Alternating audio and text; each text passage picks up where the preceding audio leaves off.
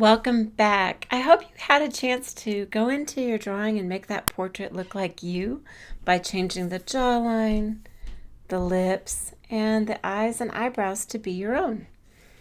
Now what you're going to need today is a piece of scratch paper that you've torn in half, your pencil, and an eraser. And we're going to begin shading. Now hopefully take out all of the lines, our planning lines. And if you haven't done that already, I do want to mention this. When you get your eraser, touch as lightly as possible, as little as possible, in these short little motions. And that way I'm barely breaking down the paper, I hope. And when you do that, try, if you can remember it, to drop those shavings off onto another piece of paper, or in this case, I've got this mat that I can funnel, kind of fold it together and funnel off those shavings. If I was to brush them off, they could carry graphite off onto my work, and I might not want that, so I'm going to avoid doing that. I'm also not going to blow it in the air because blowing it in the air can get it into the air. You don't really want to breathe it in either. So, all right, so I've taken out those directional lines in the nose. And now what I want to begin to do is my shading. I'm going to go up into the eyebrow. I've got my shape the way I want, but they're not really properly shaded. Now my natural eyebrows that I'm looking at in the mirror are not symmetrical, and so I'm not going to represent them as symmetrical, but I am going to kind of look at where they're darker in places and add more graphite there. I'm going from down to up, and then as they thin out, I'm going to let them thin out as well. So I'm just trying to match what I see.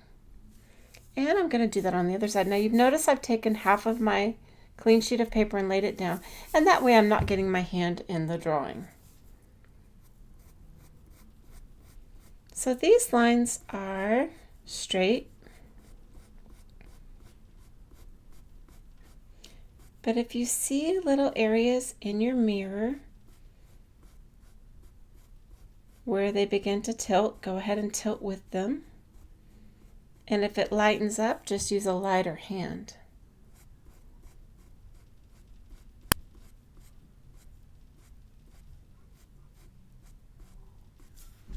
And I've got my two eyebrows. As I work downwards, now I've come to the eyes. And what I want to do there, I'm going to think about a bicycle. If you thought about a bicycle, the tire, and then you have the center, and then you have the spokes that come toward it, creating little triangles. That's kind of what we want to think about when we think about going into the iris there. I'm going to, with a very light hand,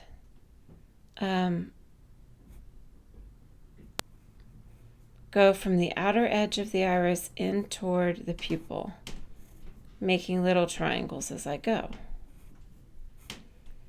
Now you'll notice there's this area here I'm going to skip for now,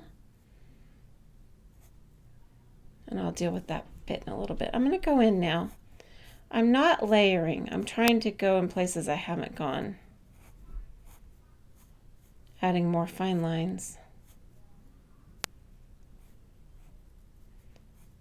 Long lines that are from the pupil toward the iris. And I'm going to do that on the other side.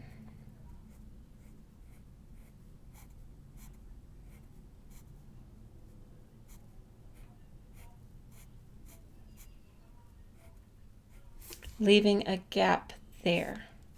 So I've got two gaps. That space I kind of left blank, I'm going to go in now with my eraser and cover it again, only this time go into the pupil, taking away some of the graphite in the pupil on each side. When I'm done doing that, then I'm going to go back with the very lightest touch I can make and add those bicycle spokes underneath. I'm going to do that on both sides. And now I'm going to go up above and I'm going to deepen the line here, where the upper lid casts a shadow, but then I'm going to kind of be more gentle in my hand as I go down. I only want the dark part to be roughly right there. And I'll do the same on the other side. I'm going to go back into the pupil now and darken any of the areas that I didn't want to be lifted by the pencil. So I'm leaving something of a gap there to show where the light's hitting the eyes. Check your mirror and you'll see what I'm talking about. And then you just try to recreate that as best you can. There. I'm going to now add the tear duct. I'm just going to represent it with a small curved line. Check your mirror as you work. Now under the eye, I'm going to use a much lighter hand.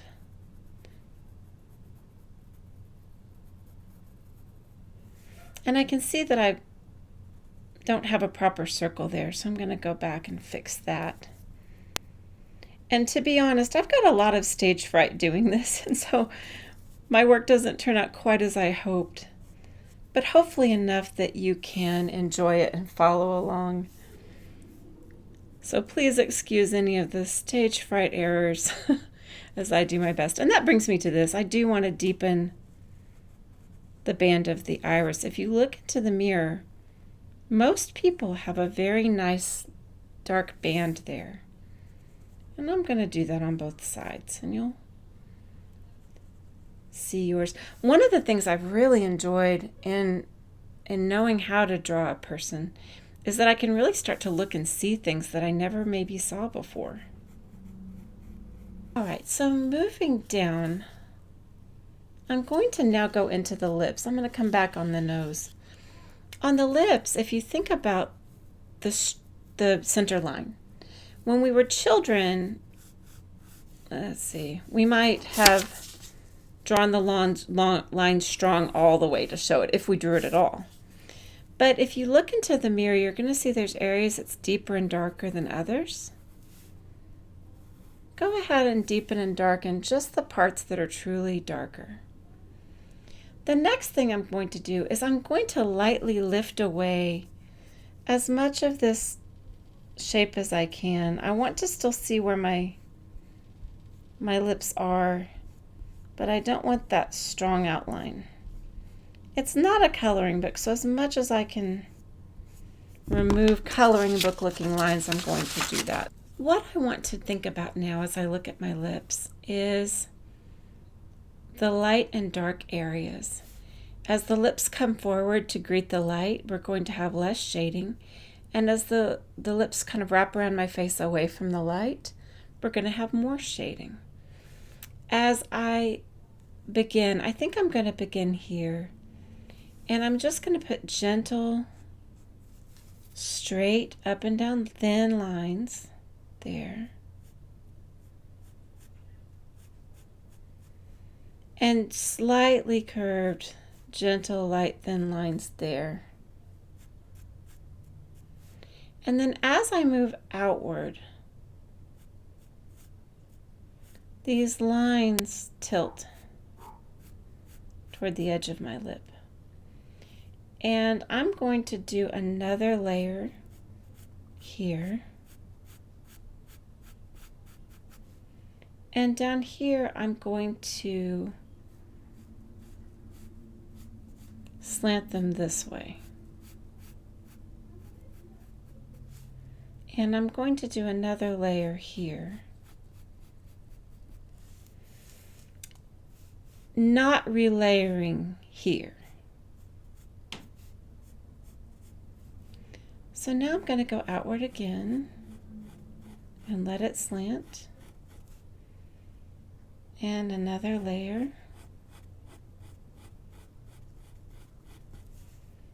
And here I'm going to slant inward as well. The next thing I'm going to do is a little bit of cross hatching here. I'm keeping my pencil motions fairly light, and maybe just a little bit down here. And now I'm going to need a Q-tip. And what I'm going to do with that Q-tip is I'm going to brush from the center line up, but not up and down. I'm going to do a little there, going from the center line down, but not up and down.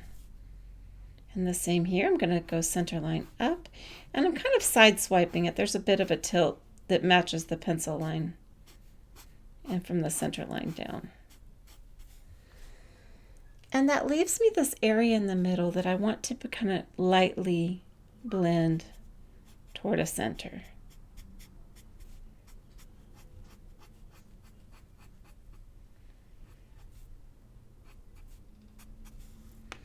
I'm going to go back and kind of re-deepen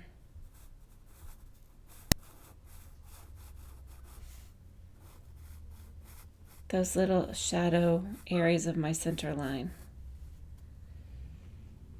And I'm going to lightly deepen here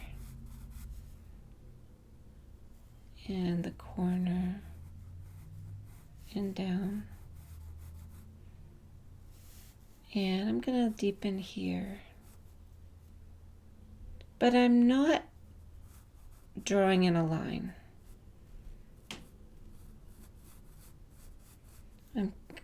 Drawing in a hard line like you would see in a color book. I'm kind of lightly working in. And now I'm going to kind of continue into blending.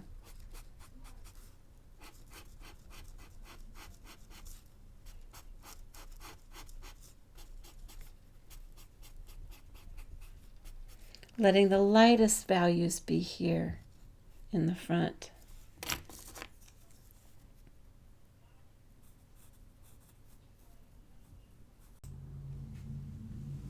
So what I'm doing is I'm using a combination of placing graphite, cross-hatching, and using my Q-tip to lift graphite to try to kind of tell the story of my lips, so that I'm telling a story that there's light hitting here and then the lips are gradually receding back into my face. And I'm looking in the mirror, kind of looking where the darker areas are. And I'm trying to do it without storybook lines. I don't want to look like a coloring book. A coloring book lines. I don't want to use that. So like that line, for example, I'm going to lift out as much as I can using tiny little motions. And then try to then kind of go back in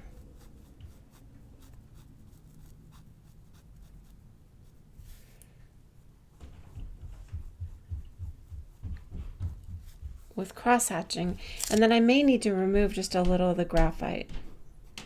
The number 2 pencil lays quite a bit down at a time. There's pencils that won't be as heavy. And so that is kind of the method there. Now, if your Q-tip gets rather dirty, then it becomes a drawing instrument rather than just lifting away. So if you need to really lift away and have nothing deposited, you'd want to go get a clean Q-tip. And I want a gradual change from here being the lightest and then gradually going dark. I don't want it to go dark too quickly. Otherwise, these begin to look like fake lips or wax lips or something. So you want to just play around with those ideas. Cross-hatching and removing, perhaps with eraser if you have to, and blending with your Q-tip. Now, I've got this blended Q-tip started, and I now want to go back up into my eyes. I'm going to adjust the light a little bit more, see if that can help. What I want to do now is I want to show that there's a shadow being cast by the upper lid. So I am going to go in, and this time I am relayering. I'm adding a few extra bicycle spokes there. And if I was thinking about this as a circle, I'm really only playing with the top half. I'm really not doing much down here. And I'm going to take my Q-tip, moving from the pupil out. And then I would get a clean Q-tip if I want to go to the bottom part of the circle to kind of do some light blending there. And I'm going to go do the same on the other side.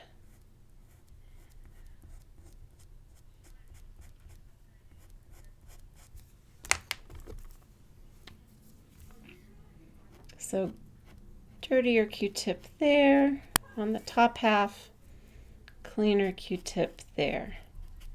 And again, I've got my piece of paper to kind of protect the drawing from my hand. I'm going to take my pencil now and I'm going to make sure that's darker there and there, but kind of look at what you see in the mirror. And then I'm going to add my eyelashes. Guys, you may want to skip this part. And I'm going to go from under the lid line and then curve up gently. And just kind of take a look in the mirror at what you see as far as length and thickness and amount and direction. And I think I've mentioned it, I have quite a bit of stage fright doing this. So sometimes it's just not quite how I want it to be, and I'll go fix that later. But you are hopefully working with no one watching you, no stage fright, and can get that done. And remember, these kind of tend to taper off a little bit as you get toward the end. I think I made these a little too tall, so I think I'll go change that.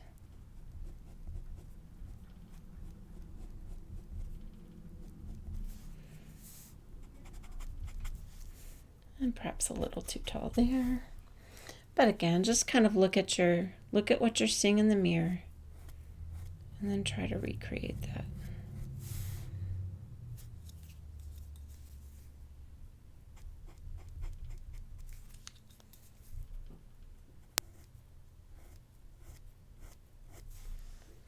The next thing I want to do now is add shading to the face. So to do that, I'm going to take my scrap sheet of paper and I'm going to just lay down a little graphite there. And I'm going to just simply dip my finger in it. My finger is going to become my drawing instrument. So I've got quite a bit there, and I'm going to go about 1/3 into the eyebrow and come out and go down. And that creates kind of a 3D effect of the side of my nose. And I'm just going to do the smallest amount here. I'm not going all the way down.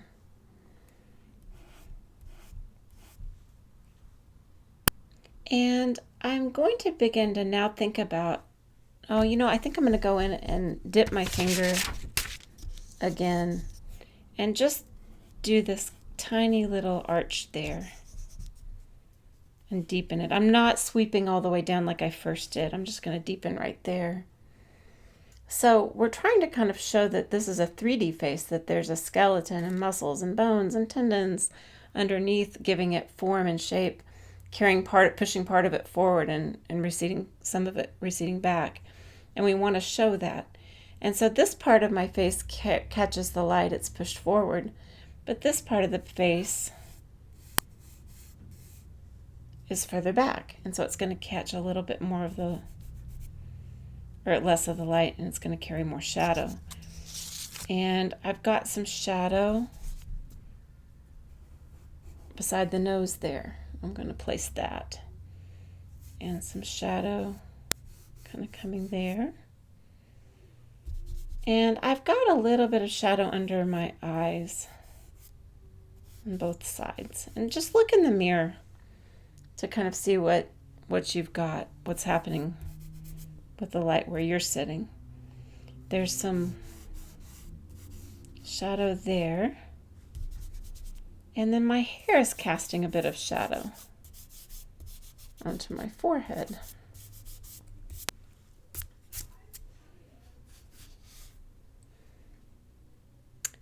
I think that's where I want to stop for today. I hope you enjoy this and have a good time playing around with the idea. I'm not going to get into wrinkles. I'm making this for my junior high class.